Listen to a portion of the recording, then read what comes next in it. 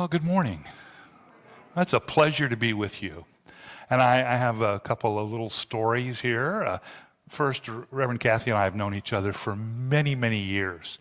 And for all intents and purposes, we would see each other once or twice a year at the Great Lakes Regional Conference or at the annual conference. And at that time, we're so busy and you run it and you say hi and it's like, we're going to get together one of these days. And one of these days, I'll come down and give you a Sunday off. And well, here I am.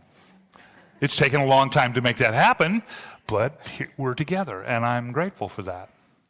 And I would say very briefly that the last time I was in a Unity church in Cincinnati was 1968. Now, I was just a wee child in my mother's arms, as you know, but it's really good to be back and to be with you. So, as you can tell, I'm a storyteller, and I really do like stories. Do you like stories? Yes. I mean, oh, good. Because when you say no, then the rest of I have to say is out the window. Well, stories are really important. If you think about it, it's the stories that we've been told from our earliest childhood that shaped our minds, our hearts, that kind of set our moral compass and sent us off in a direction of growth that was powerful and that was meaningful. So if we think about these stories that we've been told and kind of analyze them a little bit, they're like little morality plays. There's always something at the end. Now, this is a story that I can tell, an example I can use with a group like you. I've tried to use it with my university students, and they don't absolutely understand it because they're far too young. Because every story has what I call a you see, Timmy. A you see, Timmy? Okay. If you remember Lassie, the television program, what happened? Every episode, Timmy got into trouble. Lassie got Timmy out of trouble, and they sat around the kitchen table to kind of debrief what happened. And Timmy's dad always said the same thing. He said, "You see, Timmy?" And that's when we got the moral to the story. So every story has a you see, Timmy. And you're going to find one of those in ours today. I will share with you another story that you know well.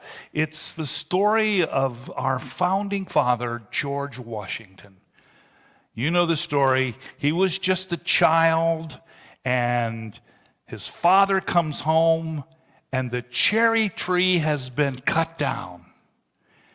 And his father says to him, "Georgie, did you cut down the cherry tree?" And you know what he said? He said, "Nope, not me, Dad. I think it was that kid that lives down the street. He's got a big axe and he never liked me." That's not what he said. And I think you all know what he said, and you could probably say it with me. He said, "Yes, I did. I cannot tell a lie." And so you see, Timmy, in that story, the value of that story is in the fact that countless children, including us, learn the value of integrity and telling the truth. Now, here's a question. Do you think it really happened? Doesn't really matter, does it? Because today we're still telling that story and communicating the importance of integrity and truth-telling. Well, we think about this for just a while and we realize that still today our parents, or us as parents or grandparents, are telling our children bedtime stories. And one of the reasons for that is we want them to go to sleep with positive messages on their minds. So that's really important. But maybe more important is that stories are not just for putting children to sleep, they're for waking up adults. And so we think that's going to happen today. We think that's going to happen. So I have a story for you today, and this is the basis of today's message. Everything is built on this story. It's from ancient Turkey, and it teaches a very real eternal truth, and it will help us set our spiritual compass, if you will, to true north, to orient and maybe reorient our lives as we travel through what has become a very noisy world. So the lead character in our story is a fellow by the name of Nasruddin Hoja. He's a 13th century itinerant teacher who was witty, wise, and what was called a holy fool. To be wise and a fool at the same time seems paradoxical. But the Apostle Paul sheds light on this in his first letter to the Corinthians when he writes, "Let no man deceive himself. If any man among you seems to be wise in this world, let him become a fool, that he may become wise. For the wisdom of this world is the foolishness of God." Well, we're about to see this in this story. So here's the story of the woodchopper and his companion. The woodchopper is in the wood with his axe, and he's cutting wood. And he takes the wood that he cuts and he loads it on a cart.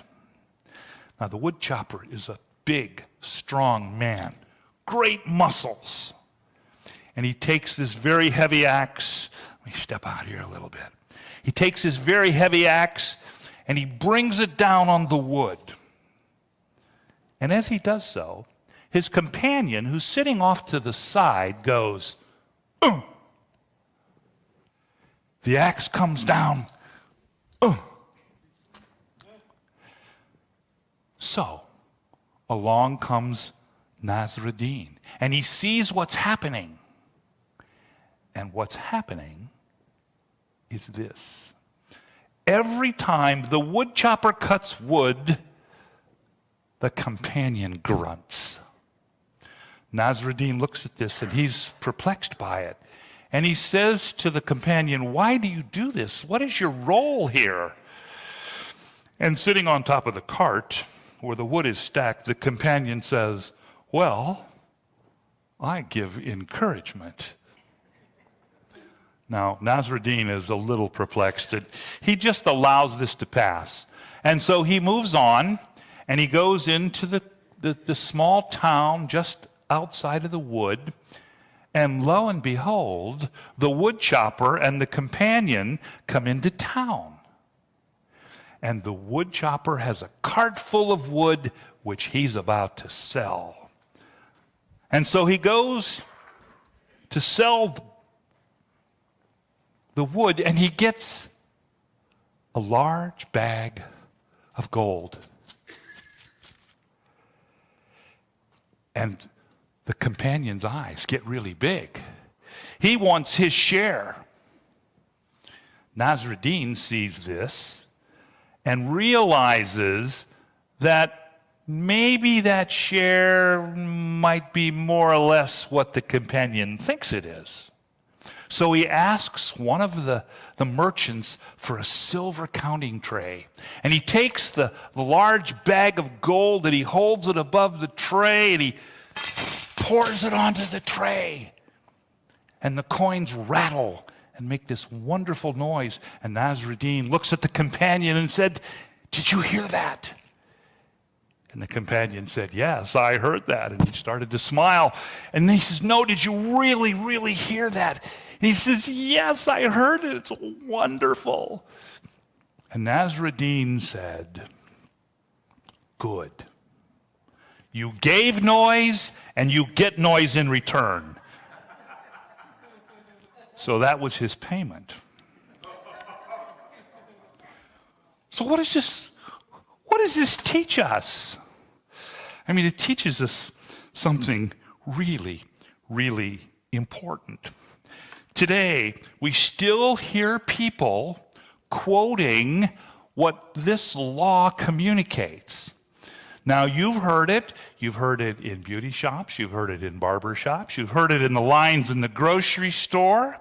You've heard it wherever you might be, because wherever people are, they quote this very real spiritual law. Now, if you're familiar with another kind of worship, you may be familiar with call and response, where the minister or the clergy or the leader makes a statement and then the congregation responds to it. Familiar with that? We're going to do that. We're going to try that, and you're going to get to participate in this in a really, really wonderful way.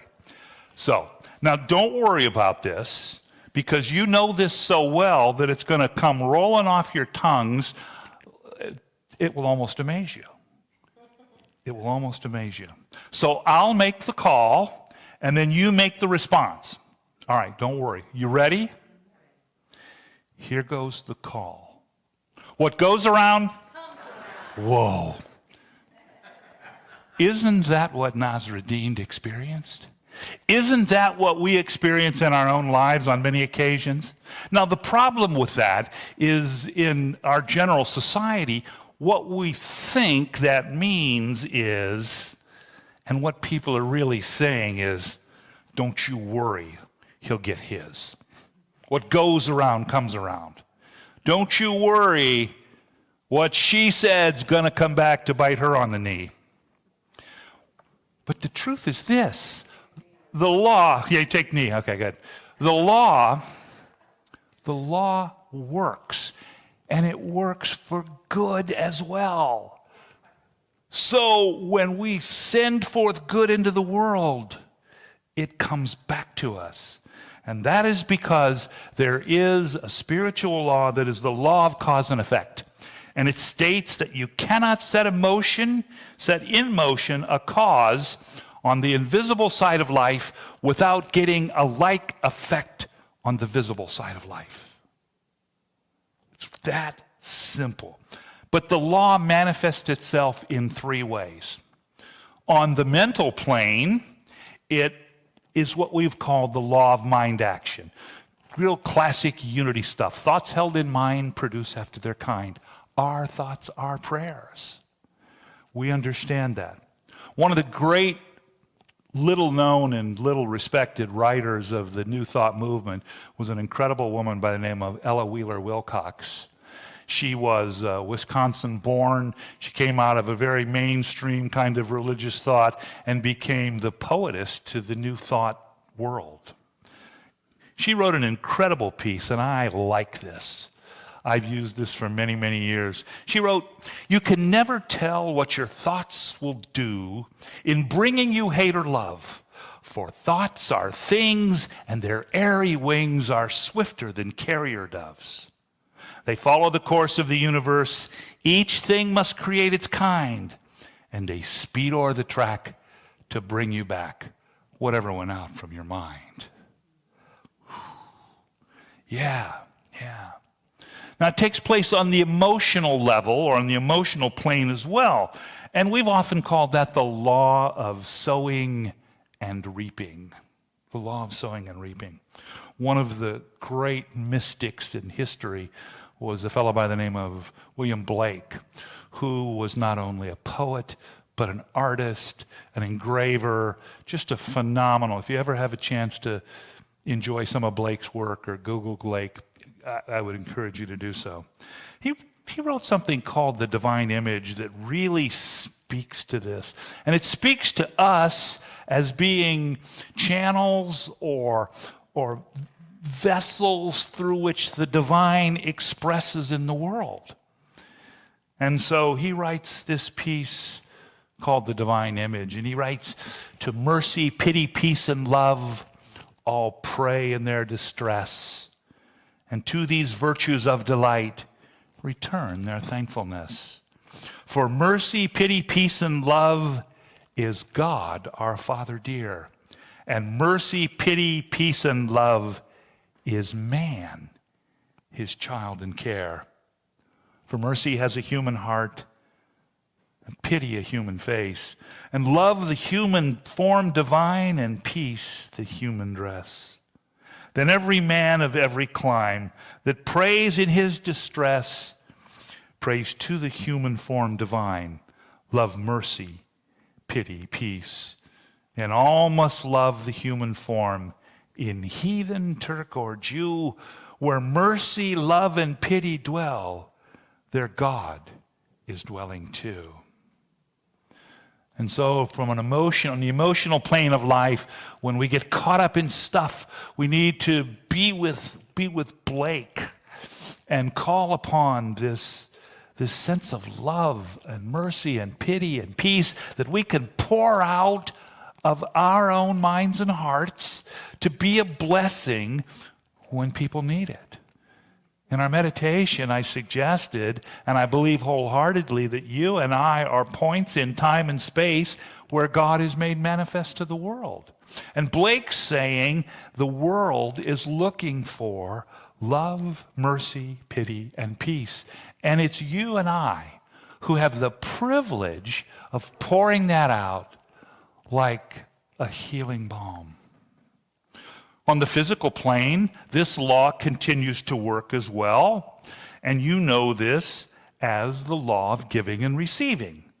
As you give, so shall you receive. Now, I really like this one. Because it uses the word as.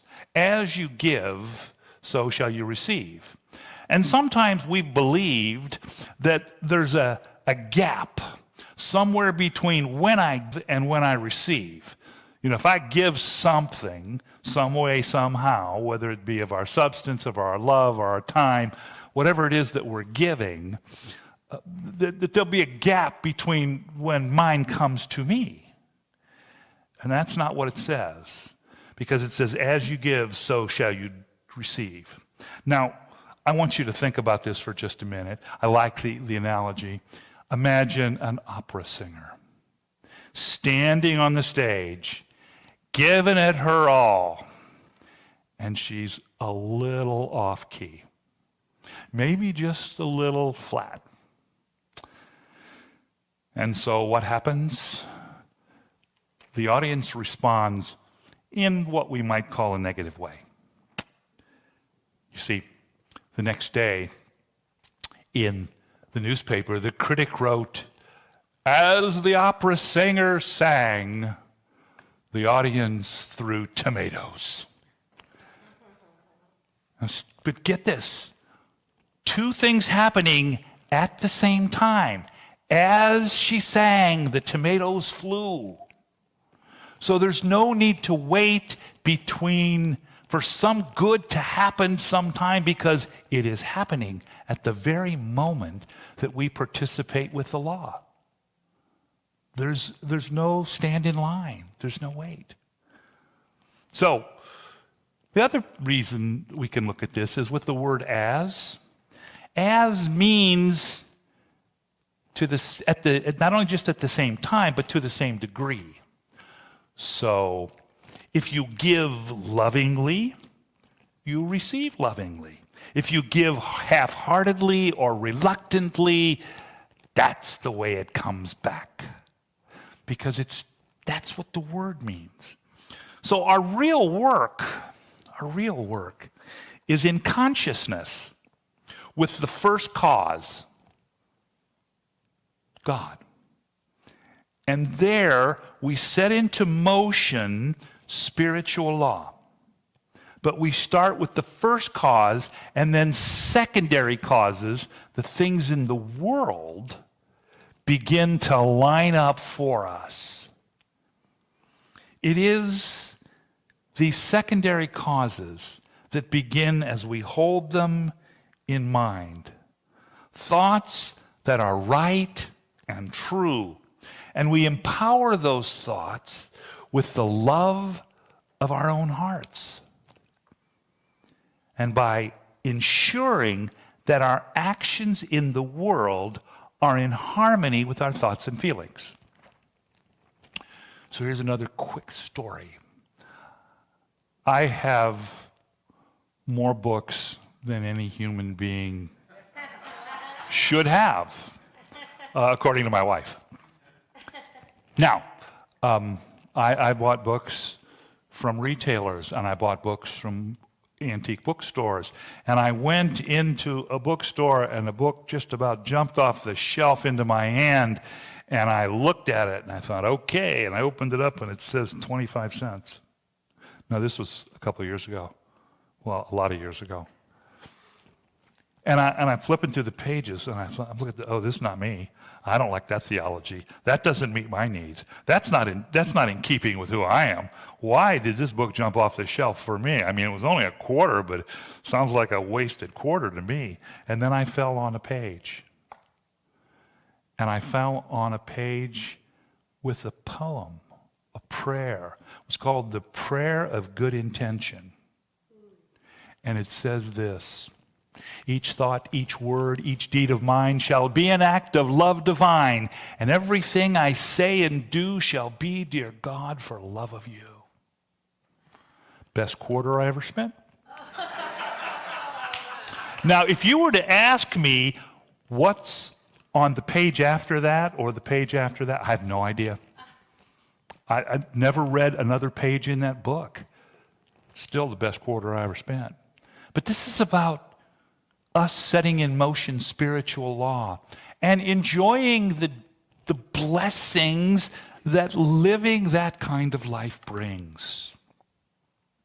So, the world is full of noise, and if we give our attention and our energy and effort to the noise just like the woodchopper's companion, we're going to get noise in return. This noise in our world manifests as disease, poverty, and sadness that impacts far too many people in our world. If we understand and actualize the law of cause and effect, remembering that this law states that you cannot set in motion a cause on the invisible side of life without experiencing a like effect on the visible side of life, we can bring healing to a world that needs what we offer.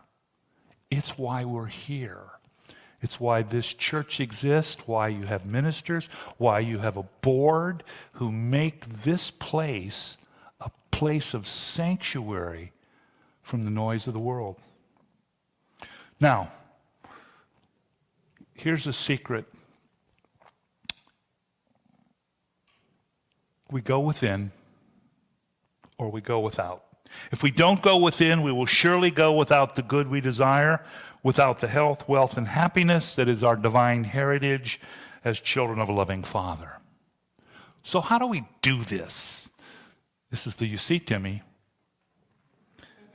Where do we begin? Henry Drummond wrote this incredible, incredible piece, and I'm going to draw from it just a little segment.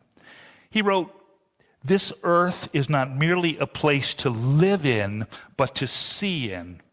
We are to pass through it as clairvoyants, holding the whole temporal world as a vast transparency through which the eternal shines."